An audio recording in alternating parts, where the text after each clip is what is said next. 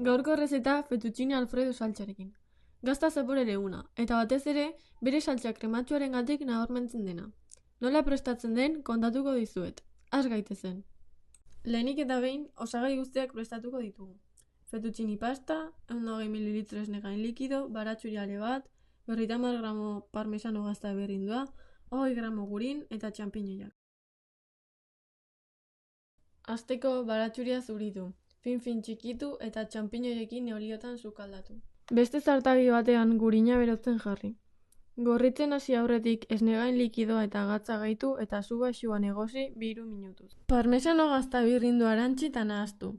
Azkenik, saltsa beste ontzi batera pasa eta horretik egindako baratxuri eta txampiñoia gehitu. Hasteko ura irakiten jarri. Irakiten dagoela fettuccine pasta gehitu eta 8 minutu sukaldatzen utzi. Denbora pasata, ura kendu eta prest. Bi elaborazioak eginda daudela, bateratzea besterik ez da falta.